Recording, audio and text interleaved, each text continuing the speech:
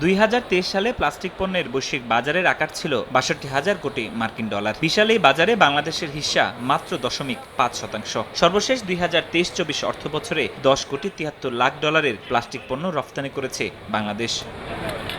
দেশের এই সম্ভাবনাময় খাতটির উন্নয়নে ও ক্ষুদ্র মাঝারি উদ্যোক্তাদের আধুনিক প্রযুক্তির সঙ্গে পরিচিত করতে আয়োজন করা হয়েছে 17তম আন্তর্জাতিক প্লাস্টিক ফেয়ার।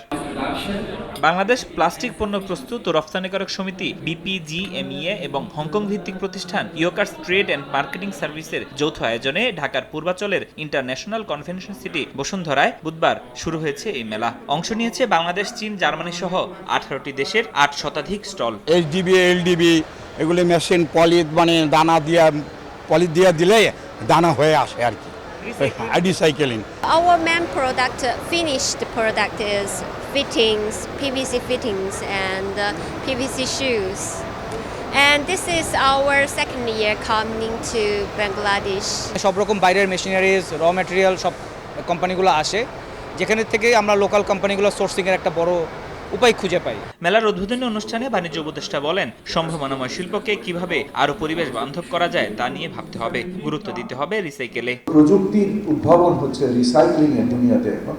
আমার মনে হয় this is one of the fastest growing technology, যে রিসাইকেল প্লাস্টিক কিভাবে ব্যবহার করা যায়, যে কার্বন ফুটপ্রিন্টটা আমরা কিভাবে কমাতে পারবো। বাস্তবতাভাবে আমাদের নীতি নির্ধারণ করা দরকার, যার বিনিময়ে আমরা আশা করি যে ব্যাড প্লাস্টিককে আমরা রহিত করব, আমরা এটাকে অগ্রসর হতে দিব না। এলডিসি উত্তরণকে সামনে রেখে ব্যবসায়ীদের সক্ষমতা, উৎপাদনশীলতা, উৎপাদন ব্যয়ের ক্ষেত্রে প্রতিযোগিতামুখী হতে হবে বলেও মত তার। ফরহাদুর রহমান, সময় সংবাদ, ঢাকা।